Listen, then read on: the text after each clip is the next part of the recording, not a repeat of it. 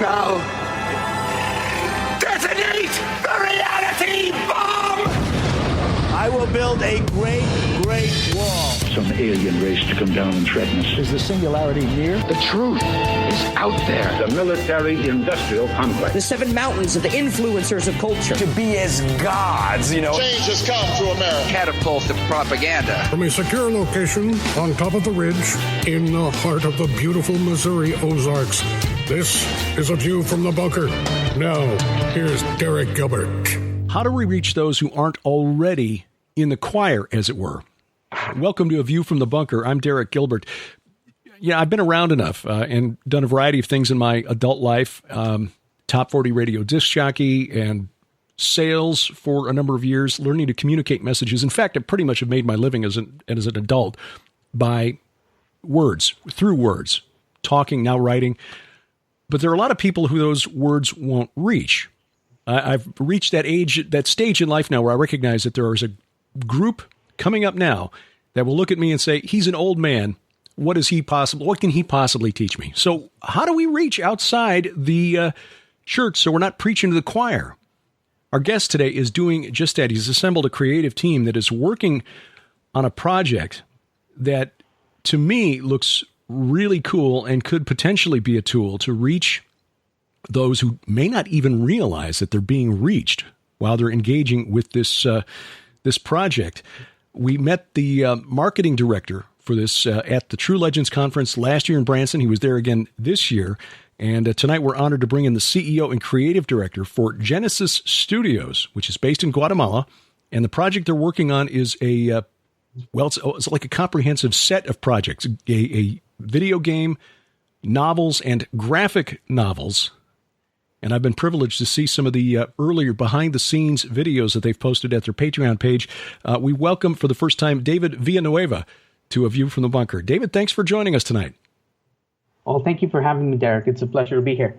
We have to give a shout-out to Paul Hill, your marketing director, who first made us aware of what you all were doing last year in Branson. But I confess, we were so busy with things, I filed his card away, and it's like, okay, that looks neat, fine. He came back this year, and he showed us a video that you had created to tell us a little bit of your backstory, and we can touch on that if you want, or if you don't, that's fine. But the project, when I began to look into it and realized, with what little I know about video production, how hard it is you all have been working to put together something that really looks, well, some very high production values, but also some very interesting themes that you're exploring in the forthcoming game, novels, and graphic novels called Three Havens. Tell us a little bit his backstory, and then we'll go back into how this project came to be and where you are in this now. What are some of the themes that you're hoping to explore and share with those who read or play Three Havens? Okay, well, there's a variety of topics that we're touching on through the storyline that we're creating. From a gigantic Hadron Collider on a fictional island that we're creating for the game, all the way through mountains with portals to other dimensions, Nephilim hybrid giants, ancient megalithic constructions, secret societies holding cryptic knowledge, transhumanism, what else? Extra-dimensional godlike entities ruling this world, coming down from the heavens. You're pretty much talking our language here, what Sharon and I have been researching and talking about on PID Radio and now View from the Bunker and now what we do at SkyWatch TV. This is our language, and you're basically wrapping it all up into a forthcoming video game. Yes, that's right. It's a very interesting story about how we came to be as a studio and how we came to wrap our heads around this story that we could barely comprehend when we started writing it, actually. And then we later found out how much grounded in reality it actually was.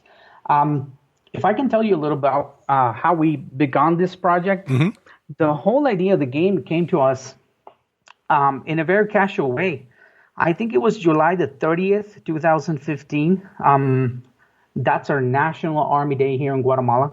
And my family and I was together just for having lunch together and just be together as a family. And then my Uncle Louis, who is a professional painter, and a visual arts university professor. He was having a conversation with me and my nephew Andre, who is a computer engineer.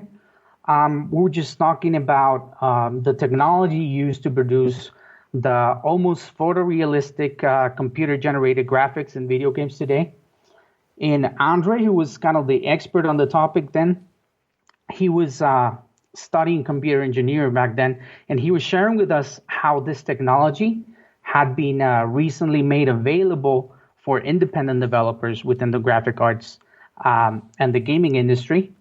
So he told us that these new tools were just available now. I mean, they used to be very expensive before, and now they were available for free for independent creators. So we basically decided that we could make a video game. I mean, with the expertise that my uncle had in the visual arts and his expertise in the computer environments. And well, then my background, they kind of knew me as a story writer back then. That wasn't really a formal story. It was more like a hobby thing. But we decided we were going to be making a video game. And then after that, once we began developing the idea, a series of things happened in my life. In 2017, in a very short time, I lost my job and almost 60% of my eyesight because of a diabetes condition. Oh. And I was about to get my foot amputated. And I know this may sound very awkward, in relation to the story, but it plays a big part because due to this, I was basically stranded in bed for months. Now, I was on the verge of depression then because it was a very tough time for me. But then I decided that I was going to use this time to do a little bit more research on the topics for the video game that we were created.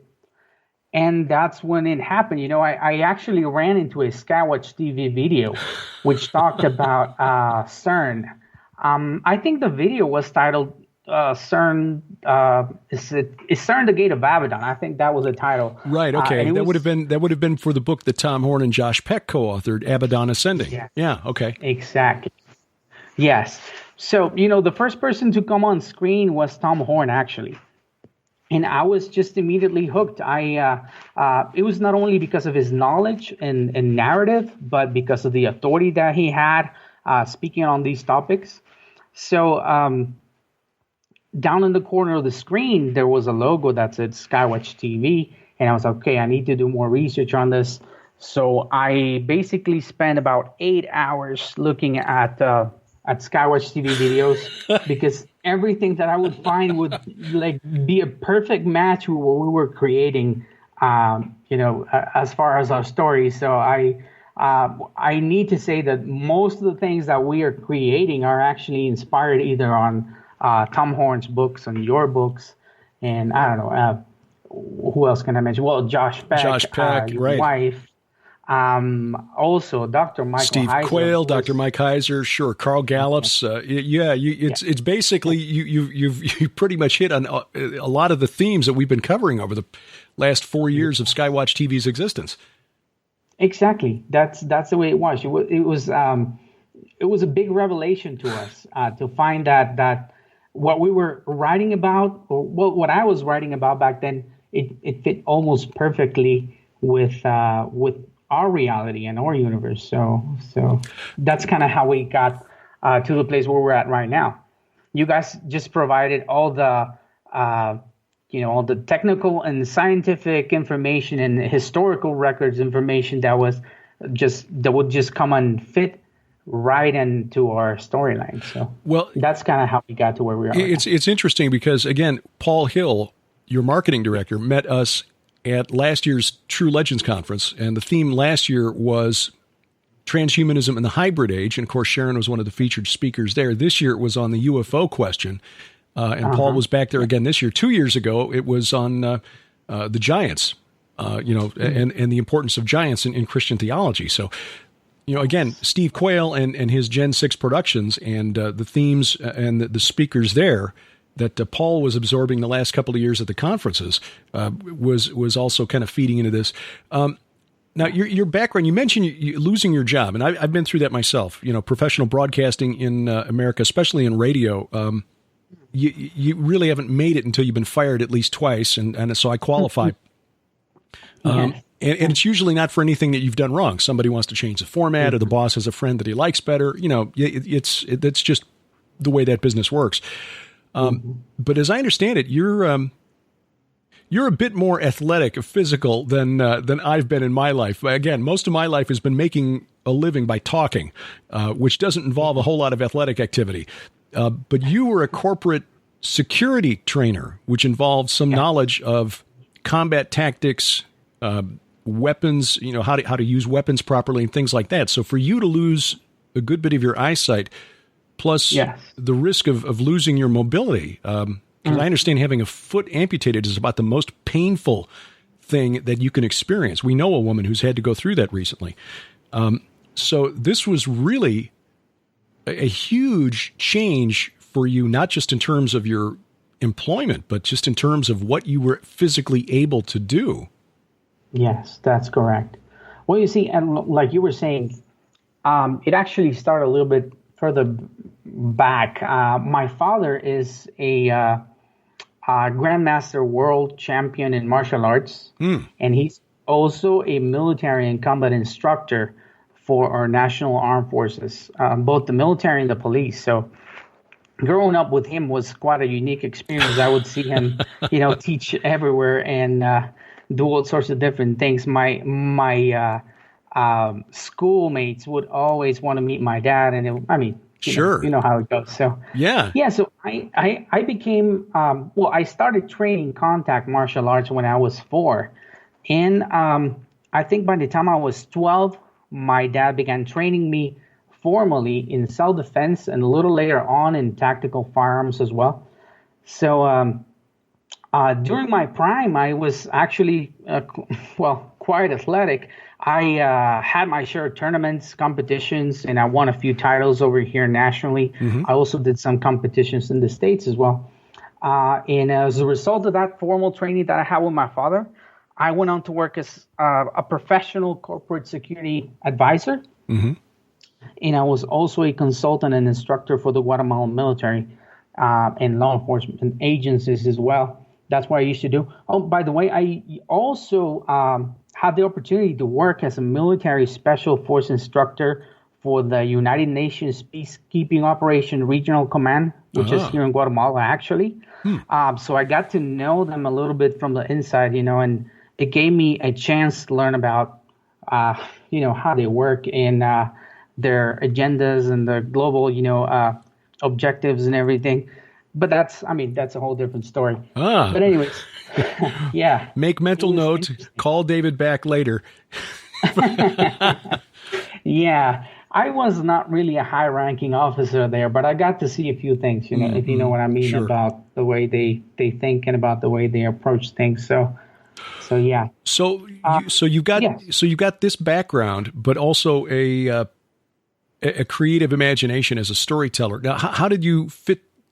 How did that manifest itself? I mean, did you write, publish anything, or just something you did as a hobby? And then how did you kind of merge your experience and your training, your knowledge of combat tactics and techniques with the direction that you're taking Three Havens?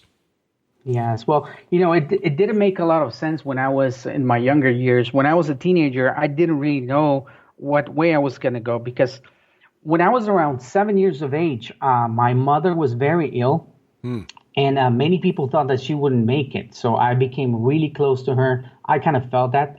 And she, in order to keep my mind occupied, she would buy me sketch pads and notebooks all the time, so I would draw and write. And that's pretty much how I started. When I was young, I would kind of escape into my writing and drawing. And people tell me that I was quite good at it for my age. So years after she recovered from her illness, thanks to a miracle from our Lord, that's the only way that I can put it. Wow. And while I was in high school, I would still be at the back of the class, with my sketch pad drawing during class. And at the same time, I was very interested into topics like chemistry, math, physics, and biology. And I was a it was a mixture of being kind of a scientific-minded person and a creative guy at the same time. Mm-hmm. So obviously that combination of passions, I think, resulted into a very unusual illustrated short stories that I would write when I was young. Most of them were never published. It was just like a hobby to me. I would, and even when I was working as a security consultant, I would write short stories and that sort of thing, and continue to illustrate. The latest trailer that I think you saw, that was illustrated by me in Photoshop almost entirely. Wow. So, and I mean, I really didn't go to school for that. That was more like a hobby thing. I took a couple of free courses, and that was it. Mm-hmm. But now that I've been working as a creative director, which basically means, in our case, it means I do a little bit of everything in the video game that we're doing, in the novels and graphic novels as well. Everything has come in handy. The combat background, the writing background, the art, the visual arts, everything is, I can see it all fall into place, and, just helping me to lead the team that I'm leading. I always tell them they can do things way better than I can.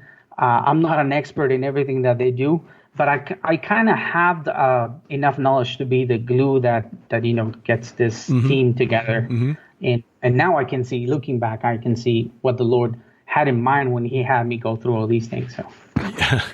I know how you feel about that. Yeah, Sharon has talked about that as well. You get to a certain point, you realize, okay, that's why I had to go through that spiritual desert to get through to the other side. So let's talk about Three Havens, because again, I've been privileged to see things that the audience listening now probably has not, which are some of the videos that you've made available to your Patreon supporters, a few that are out there on YouTube, showing this almost post-apocalyptic world. But it starts out with something that almost looks like, well, a really good premise for a science fiction film, with a group with a group called Myriad. So yes, right. So what's the concept of this world, and what is Myriad? Okay, so starting by the concept of the game, basically most of the game is going to take place in a post-apocalyptic setting. Mm-hmm.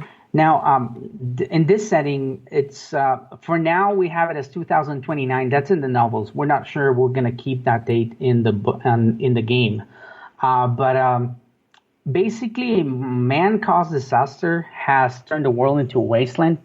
Of course, like in most post-apocalyptic fiction, right? Mm-hmm. So, Three Havens is this fictional, mysterious island located in the subarctic Pacific, near the Alaska coast, basically. And the devastation is believed to have been caused by a mega hadron collider. Okay. Right. Mm-hmm. This is. I'm going to talk a little bit more about that concept later, but basically that's it. And then, in the midst of all this chaos, 9 different characters are going to have their stories, play out along 6 different time periods. Like I said before, most of it's going to happen in a post-apocalyptic era, but we also have one era that is a little bit like a futuristic era, which is what you probably saw in that trailer featuring Myriad, mm-hmm. which is this shady organization that basically runs most of the top-end technology in the world, and they have set up their base there in Three Havens because they basically built a mega hadron collider that is basically the size of the island. That's kind of the concept that we have on the story. Mm-hmm. Now, so 9 different characters are going to play the stories there. Some of them are going to be in 2024, as far as the book goes right now. Some of them are going to play the stories in 1931. Oh. There's also a what we call the Viking Age, which is the year 910. Mm-hmm. And then we go as far back as an unknown era, like an antediluvian era, that is also going to play out in the story. Now, of course, we don't want to spoil the whole thing, but sure. That kind of gives you an idea of what the topics that we're going to be touching there. But it's basically a story where fiction meets reality. it brings together the cutting edge technology with legendary accounts of the archaic civilization and future science with mythical warriors in their epic battles in ancient times and modern times as well. And it basically talks about the mysteries, preserved by ancient societies and the battle for the destiny of humanity, which is, what all this is about. And that's what the message that we want to convey to the younger audiences. So and that's a really good point to expand on. The game sounds fascinating, and I'm curious, and we'll get to this here in a bit. Using the different periods of time, different eras in history for different storylines. But I think the question a lot of our listeners will have at this point is, okay, this sounds like a really cool concept, a really cool idea, but if Derek's a Christian and David's a Christian, why are we discussing this? How does this? What's the point of this? Is it just entertainment, or is there something more in mind here? Okay. You see, our audience is composed mostly of young gamers, both male and female. And by creating this we're trying to create a AAA open world video game, which is kind of a hard thing because of the visuals and everything. But we are striving to create a universe with engaging gameplay and cutting edge visuals, which will be, of course, fun to play and discover as well. However, our main goal is for players to experience a captivating story which will inspire them. It's going to feature relatable characters and their struggle to find redemption and purpose. We don't want to do like a really shallow video game with lots of action and no core essence. We are creating a grounded narrative that will have them reflect upon the truth of our universe and the real cosmic battle taking place in our realm. Our goal is for them to learn that we have a very important role in it, and to inspire them to take their place in this, in the right side, especially because we know there's a great deception coming, and we want this game to help them understand how this is going to play out and what they need to know in order not to be deceived. That's our main goal. Of course, it's kind of like a hidden agenda that we have because we're presenting them with this awesome action-packed game with a really interesting story. But, that's actually our main goal here.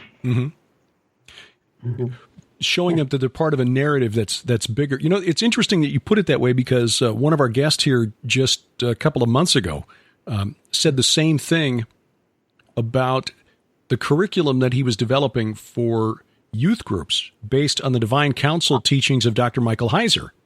And teaching them that, hey, when you understand the Bible correctly, high school kid, junior high kid, you begin to realize that you're in the middle of a story that's much bigger than you, and you have a role in it, whether you want it or not.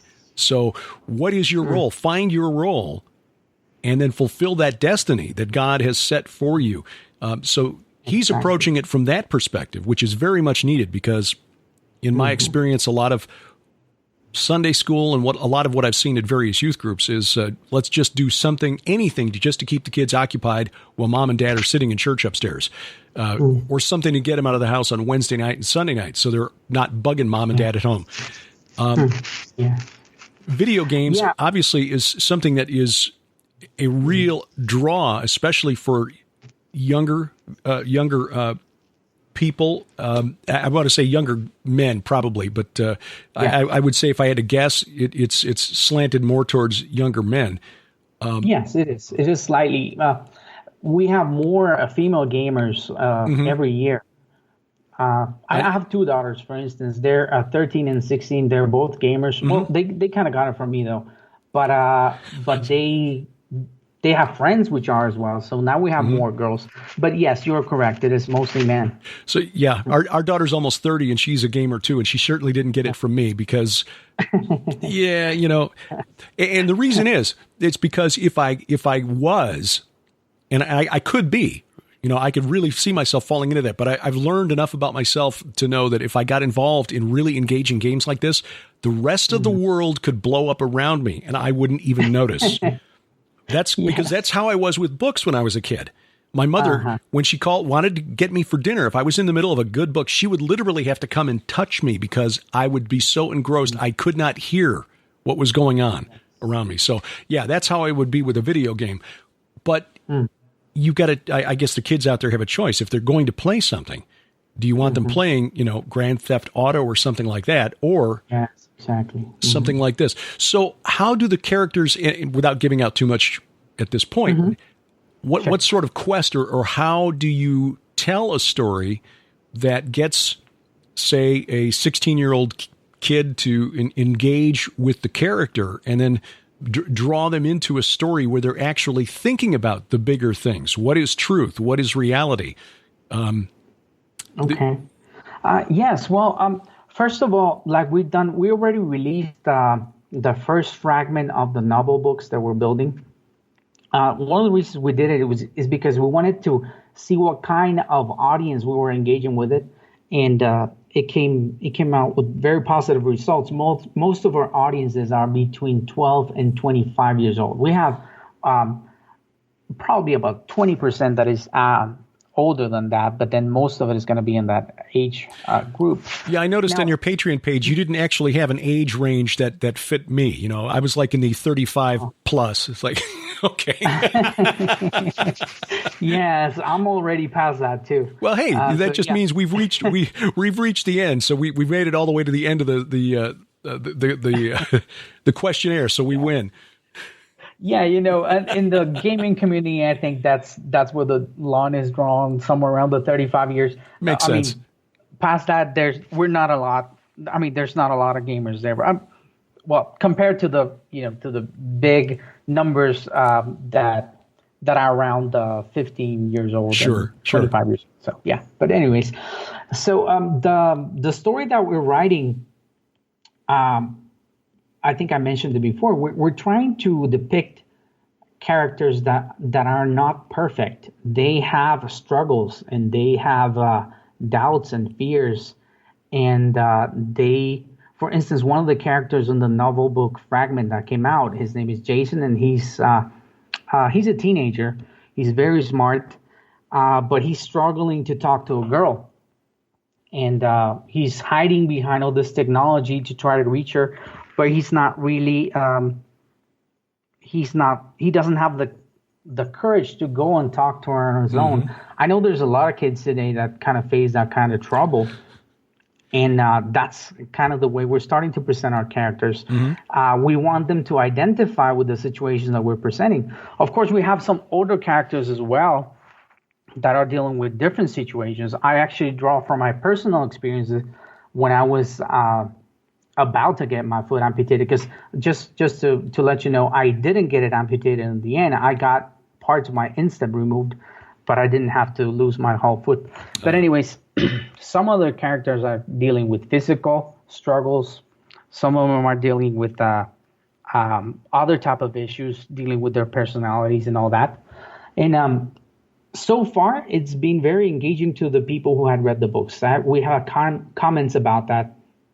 And that's the way we're approaching it as well in the game. Now, of course, one of the very important things that I would like to point out is that we're not really thinking of a quote-unquote Christian game or Bible game per se. Okay. Three Havens is more like of course, it's a post-apocalyptic universe, but it's a story which kind of draws from the style of authors like C.S. Lewis or J.R.R. Tolkien. I'm a big fan of them. And as far as, I mean this as far as containing a strong message, and in our case, a strong, solid Christian message with Christian ideas intended to be easily accessible and appealing, and of course, understandable for the younger audience, especially for those who may be reluctant to learn it from a Christian source, such as a church or a Bible school or the Bible itself. But we would love it if we could be kind of like a sugar-coated red pill. That's what we've been calling it all along. I like that. Yeah, so they could have an experience that will open their eyes to the spiritual reality and the multidimensional reality in which we are truly living. But for it to be, of course, fun to play as well, because that's the main goal of having a video game. We come up with a video game that is very historically based and scientifically based, but it's really not fun to play, or not. It's a story that won't engage audiences. I mean, we're going to be missing our target. So you can't get them to absorb any of the message if they're not engaged in the story itself and engaged in the play. Yeah. Yes, right now that's one of the things we've been doing with our Facebook page. We have quite some followers. Most of them are from Hispanic America and Spanish speakers, but we're actually growing our audience right now to Australia and other countries such as the United States. And what we're trying to do is, through the use of types or figures in form of a fictional character and fictional situations, as well as presenting them with, I mean, we also want to present them with real historical and scientific facts that point towards the direction of us living in a multidimensional world. And we wish to uncover the hidden scheme. That's our main goal, uncover the hidden scheme that has been played out since the beginning of time, which I know you are very aware of it. I'm very sure your audience is aware of it, but these kids have no idea what kind of battle we're in between. I mean, in the middle of. So basically, we want to teach them about this great conspiracy that has been carried out underground, by both, as Dr. Michael Lake says, by visible and invisible forces, right? It's like an ancient counterplot originated way before the deluge, and according to both biblical and external accounts, we know, for instance, that angelic interdimensional beings broke through the cosmic veil and descended to our realm, to Earth, right, to mix their seed with human genetics and imparting their knowledge to us about technology and the mythical, spiritual powers that were previously unknown to man. So this is a reality that most of them are going to be totally unaware of. And we want to present it to it in a way that is, cool for them to see, but also to get them thinking and to get them, I mean, we'll be thrilled if they just jumped into Google and start looking on this stuff on their own. Right. And I mean, that's the kind of thing of interest that we want to pique on them, so they can actually find out for themselves. And of course, we're also looking for a way that we can connect them to the right sources, because there's so many sources right now with so many different theories, like the ancient astronaut theory, which is very popular and totally wrong.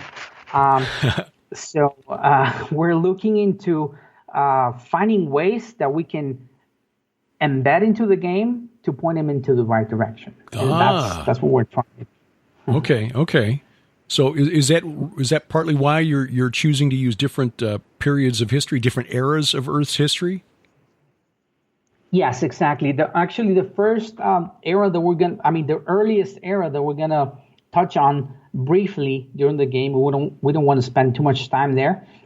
We want to show them what we know as the golden age of the Watchers, so the golden age, of the ancient times, where the mighty men of renown were ruling over the earth. We kind of want to get into that and show them that. And then, of course, we have different time periods in which we're going to show them different things.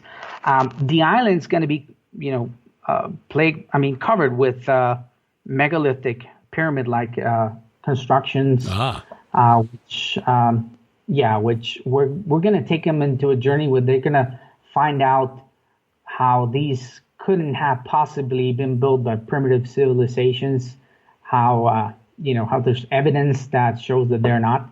So, that's going to happen at a different age in the game. One of the characters is going to turn into basically an archaeologist, who's going to look into those topics. Mm-hmm. But, yes, basically we want to show them in a credible way, not in a really fantasy way that they're going to think that it's all fiction. We want to get them thinking about it and realizing that that's the truth in which we live in. So that's the kind of storytelling that I still enjoy, at my age. And I'm about 4 times older than your target audience, but that's all right. Because there are stories that we will watch, films that will make a historical reference, and Sharon and I are both like this. It's like, okay, let's keep one eye on the screen here, and the other eye we're starting to do some research. Exactly.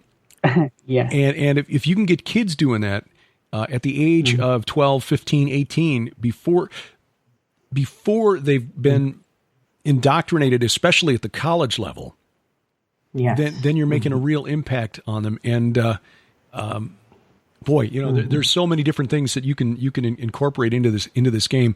One of the things I want to ask you about, because I thought this was really cool in the video that you showed on how some of the action sequences are being developed.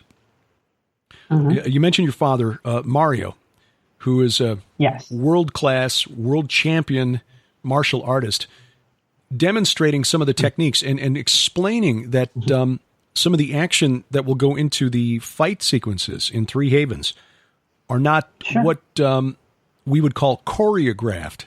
So first of all, what's the difference between what your father is teaching and bringing to the game and what we see in, say, fight scenes in movies, films? And secondly, what's it like working with your dad? Okay, yeah. Well, the video that you saw, I know most of the audience hasn't seen it, but just so you can get a reference, they'll probably be able to see it afterwards. We shot that at a mountain near Guatemala City, which is called Cerro Alush. The reason why I mentioned the name is it's because it's so interesting that the name of that mountain is Mountain of the Goblin. And especially, that Alush is the native language that means goblin, and Cerro is mountain, so it's Mountain of the Goblin. There's a lot of stories about different things that have been going in there, in that mountain, as well as other places here in Guatemala. But anyways, I mentioned it because we chose that location because it was the perfect location for what we're doing. I'm not going to spoil on that because the video is going to come out soon. But anyways, my dad was there. He was coordinating the fighting sequences there. Like I mentioned before, he has been a military instructor and a law enforcement instructor for hand-to-hand combat and firearms. Now, you were asking what the difference is between what my dad does and what you see in a movie. Well, basically, my dad is not a fighting choreographer, and he says it all the time. He is an actual instructor, and he prefers to teach what works than whatever may look good. Of course, it ends up looking very good once you see him work, right? But he's usually focused on the effective things more than the sport aspect of the martial arts. He has over 53. Oh no, actually 55. I was thinking he started in 1964, so a little bit of over 55 years of experience teaching martial arts, but especially contact martial arts such as Muay Thai and what we now know as mixed martial arts, which has actually existed for a really long time, but now it is very popular with that name. But anyways, working with him is very, very special. First, because I know what he's capable of doing, so I have the privilege and the ability of telling him, you should do this and that because this character, is supposed to not know how to fight professionally, or this character has a military background, so he should fight like this and this, and he knows exactly what I'm telling him when I tell him that. So we've been coming up with some sequences that are very grounded in reality and that reflect the real background that each character should have, and each character is going to fight differently. They're going to use their weapons differently, even the firearms and everything. They're going to use different systems depending on what they learn. It's kind of it's the kind of stuff that you like about a game, that it's not real. I mean, that it's real combat systems that you're looking there. It's not just something that somebody came up because it kind of looked good. So that's what we're looking at. So my dad is basically training all of the performers that are going to do the motion capture. Well, first of all, this is how it works. For the character movement, we're going to use full body motion capture. We're already doing it. It's some features are going to come out that are going to show a little bit of that on our Facebook and YouTube channels. So, of course, for the cutscenes, we're going to use performers that are going to do the full facial movement capture, and that's going to give a natural performance. Just using live actors on set, it's going to make the video like really high quality and realistic. So, as far as the combat, my dad is training all of them. They have been training now for a few months. I think you could see some of them in the video that you saw, and they're looking really good already. And we hope that by the time that we do the actual motion capture for the game, they're going to be on their top condition, and it's going to be really, really good. One very interesting aspect is that most of the characters are doing the fighting sequence and everything. Most of them didn't know anything before they started training. And they are also the voice actors for some of the characters. So actually, we're going to do like this performance where they actually going to do the voice, they're going to do the motion capture and the acting for the entire character. Pretty much when you're taking somebody to perform in a movie, that they have to do everything, right? So that's what we're looking at when we look at the motion capture. Very cool. Very cool. The reason I ask about your dad, my father passed away back in 2005, but before he passed, he began to see the direction that Sharon and I were going with our podcasting, and some opportunities that had come up to meet some people that he had begun to become aware of, like Tom Horn and L.A. Marzulli and the late Patrick Heron. And so he lived long enough to see that his son was going to turn out all right, and was pretty proud of him. And I lived long enough to realize that my dad was my hero. Even though, he wasn't, like your dad, who could basically at your father's age could probably still beat up most of the guys that I run across every day. But for different reasons, And so it strikes me in watching just the video clips that I've seen of the two of you working on this, and the other family members that you have involved, that you're in a very blessed situation. That I doubt that he would be doing this and getting as involved in this project as he is if he didn't see the value in it and appreciate what you're doing in leading this team that's putting together the Three Havens world. Yes.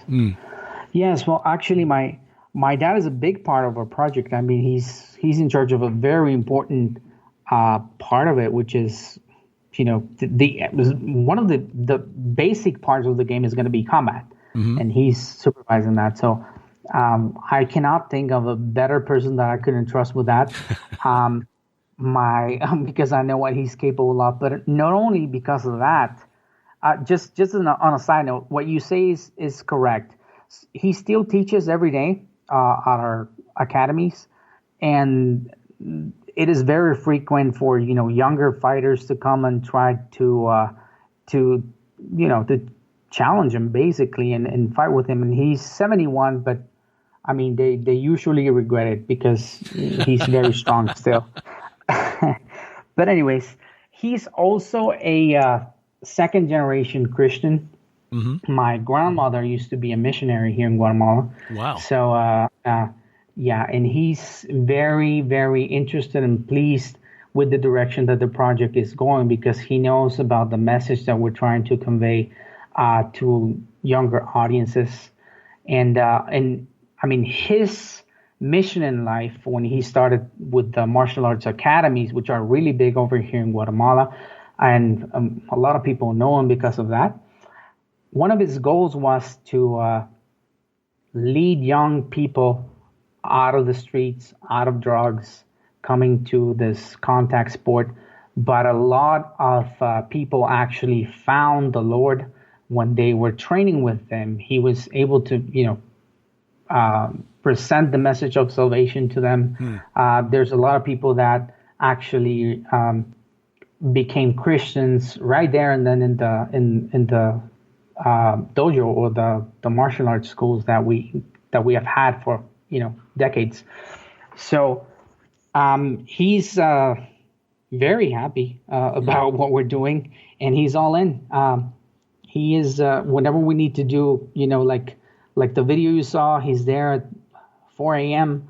and he's not complaining about it. He's very interested in working with us, and we're very happy to have him as well. Wow.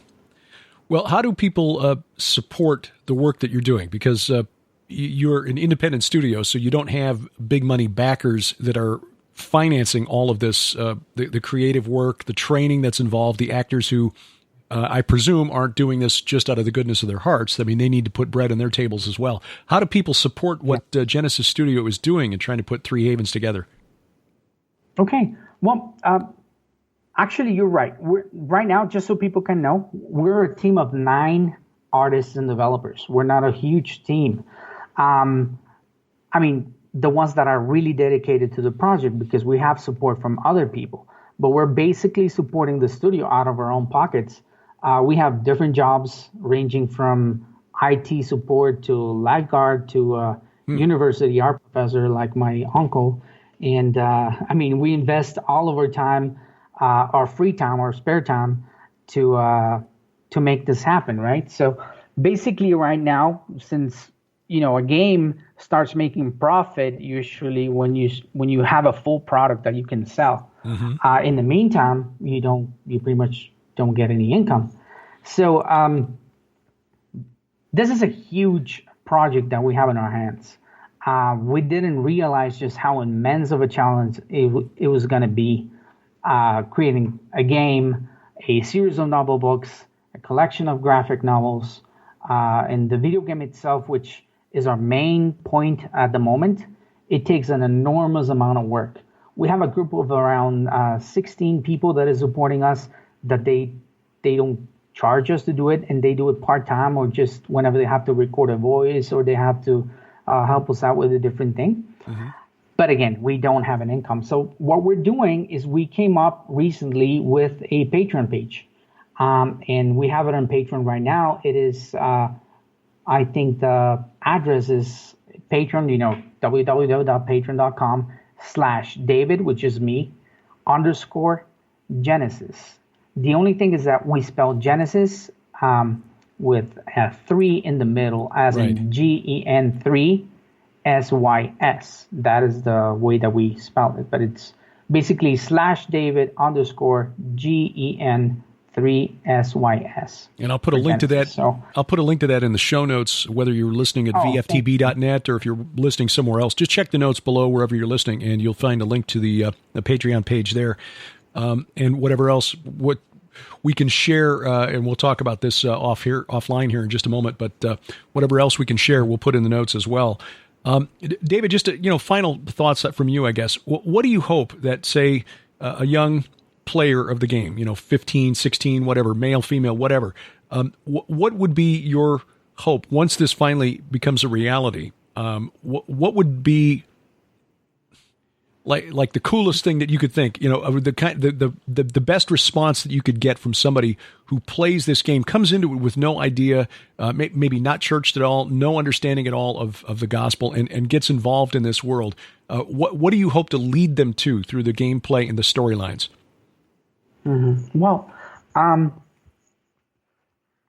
would say I would be thrilled if we could get them inspired to take their place in the battle that we're living in. And of course, that basically implies for them to know the Lord and to know the message of Jesus Christ and to make him Lord and Savior, their own personal Savior, and just to feel empowered to live the life that he wants us to live. I would like for them to realize that us, man, as creation of God, have a heavenly place that we need to be restored to and to seek that. And I think that especially younger men, which are, the main, the biggest segment of our players, for them to learn that they are here not to live a dull life, not to live a life where, they just let the system take over and they're just part of it, but a life where they can be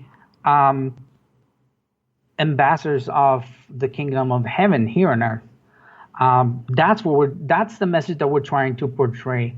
And most of the characters in the game are going to be on that struggle to either become that which God wants us to be, or just let themselves be ruled by these other powers and entities that want us to lose our souls. So, and that's really more important than I think most of us realize, because I'm old enough that at least came up in an age where fathers were still pretty much respected as the heads of the household, but that's not the case for kids who are 12, 13 years old now. Boys who are coming up now are being raised, especially here in the United States, and when masculinity is considered a bad thing, a toxic thing. And having said that, I recognize from some of the trailers I've seen that you've got lead characters in development for the game that are female as well. But recognizing that this is something that is primarily going to attract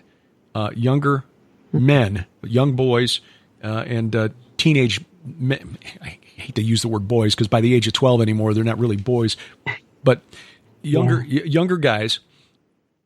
They're hearing the message over and over from the society that we live in, David, that they're not really needed, that they're useless, that their masculine tendencies are toxic and should be suppressed by drugs if necessary, and that, hey, maybe they're not even boys anyway. Maybe this confusion that you're feeling, young teenage boy, about who you are is because you're really a girl. Wow. Which I think is part of it. Well, I won't go into another program here, but I think that's part of the spiritual war that we're deployed in, just deconstructing what God created. Oh, yeah, from the beginning, male and female. So, yes, if you can inspire younger males out there to take their place, to realize, hey, we're in the middle of a quest. We're in the middle of a quest, and I've got a role to play in this quest. By inspiring their imagination, the way Tolkien inspired you and me when we were younger, then you've achieved something. And especially if you encourage them to say, hey, wait a minute, some of these things that you're taking for granted in the world around you aren't supposed to be that way. And in fact, they really aren't when you start digging beneath the surface. They're not really what you're being told. And that will lead them to the truth, which is Jesus Christ. David Villanueva is the CEO and creative director of GEN3SYS Studios in Guatemala, working on really an all-encompassing project: novels, graphic novels, and the video game Three Havens, which, like Genesis, is spelled with the numeral 3 in there, where an E should be, HAV3NS, pronounced Three Havens. We're looking forward to seeing more about it, and happy to turn people in your direction. And just excited to see how this is going to bear fruit. Thank you very much. David Villanueva, GEN3SYS Studios, the game Three Havens. Check the show notes at vftb.net or wherever else you're listening and or watching to this podcast. Follow the link there. Also, we'll put a link to the Patreon fundraising campaign if you think this is something that deserves support as we try to reach outside the choir, outside the church, for those who don't yet know the truth, and using the God-given creativity with which we've been blessed to do it. Look forward to seeing how that progresses. Coming up, how you can help us and the ministry at SkyWatch TV at no cost to you. That and more as A View from the Bunker continues straight ahead.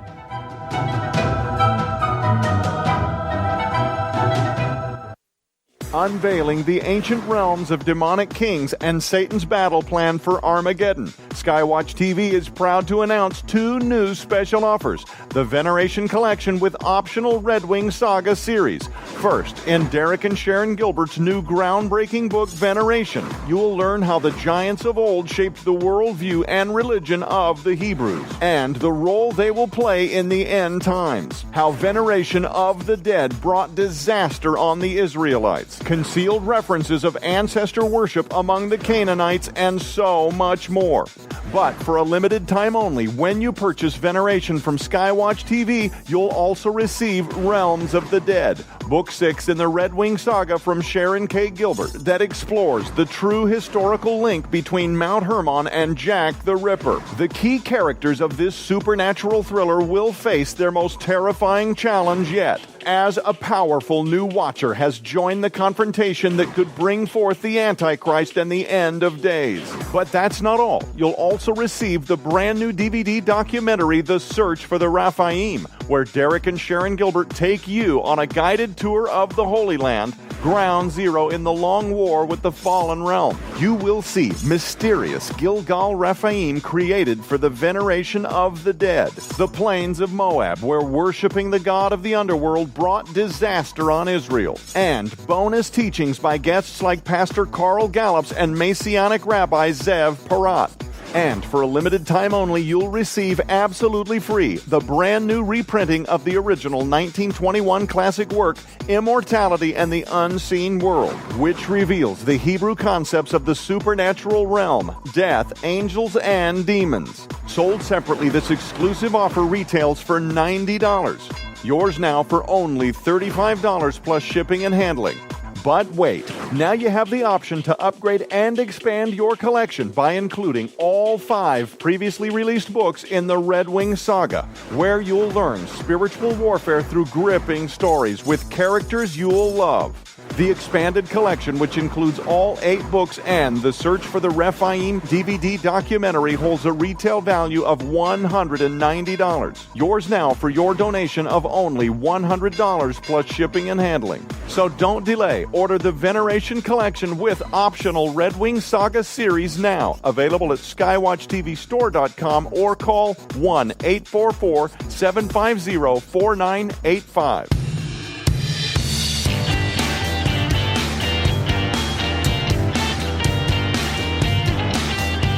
Talking the Walk every Sunday night. This is A View from the Bunker, online at vftb.net. You can also find us on social media at View from Bunker, the Facebook page View from the Bunker, or find me personally on Twitter at Derek Gilbert, that first name D-E-R-E-K. Parlay, Savior Connect, and One Way, conservative and Christian social media outlets, username there, Derek P. Gilbert, there. And give us a follow, and hopefully we'll make it worth your while. Probably the easiest way to follow us, though, take advantage of our free mobile app. We've got an app that you can download for Android or iOS devices. The link at the website, vftb.net, for both the Google Play and iTunes app stores. And that way, all of these programs download straight to your devices. Now, how you can help us and SkyWatch TV at no cost to you. As we were talking tonight with David Villanueva, excuse me, parlay, no parlay español. Talking with David Villanueva tonight, and this is something that we think about often. How do we get the message that we're trying to communicate outside the church? How do we increase our reach so we're just not preaching to the choir anymore? And I realize what I'm going to suggest here is going to sound like Derek's trying to sell more books. Okay, yeah, that would be nice, but that's not really the point here. The reason we write and do what we do is because we think we're communicating stuff that's important. If this were really about money, I could have stayed in steel sales and done really, really well and had my evenings and weekends free to watch football and basketball and baseball and stuff. But I think what we're doing is more important. But we want to try to get the word out beyond the people who are already been following us or following Tom Horn or Josh Peck or L.A. Marzulli or Steve Quayle or Justin Fall and Wes Fall, people who aren't already on board with what we're trying to communicate. And so when Sharon and I write a book like veneration, about the theology behind worshiping the dead or venerating the dead, which continues to this day. You know, the Day of the Dead in Mexico, veneration of the ancestors, which continues in many Asian cultures, many African cultures, echoes of which we see even in our own Western cultures. And we trace it back theologically and realize this all originated on Mount Hermon when the Watchers not only tried to tinker with the human genome, but by so doing, by creating these hybrids, they created an army of demonic minions, which are still operating on Earth today and, based on our understanding of prophecy, have a role to play in the end times. Ezekiel saw it, Isaiah saw it. But if you're not watching SkyWatch TV, or some of our ministries, our friends in ministry who understand what we're trying to do, you're not going to hear this message. You're certainly not going to hear it in most churches today. So how do we communicate this outside the walls of the church so we're not just preaching to the choir? Well, David Villanueva and his partners at GEN3SYS Studios are onto one way. And next week, we're going to talk with another gentleman who's trying to do something similar, using his skills as a movie producer in Hollywood. David Heavener will be our guest next Sunday evening. That's November 24th, 2019, here on A View from the Bunker. But not having the skills of a movie producer and not being a coder where I can actually develop any kind of game, much less one that's intriguing or engaging, all I can do is talk or write. So here's my request. If you would just humbly consider it, again, it just require a few minutes of your time and no expense on your part. If you've got a copy of one of our books, whether Sharon's books, mine, Josh Peck, Tom Horn, other people in this milieu, Carl Teichribb, L.A. Marzulli, Steve Quayle, even if you didn't purchase it at Amazon.com, if you've got an Amazon account, would you consider leaving a review? No, not asking for you to game the system and not asking you what to write or how you should write, just an honest opinion, just an honest review. Doesn't need to be real long, but what it does is it helps the book show up in searches or recommendations.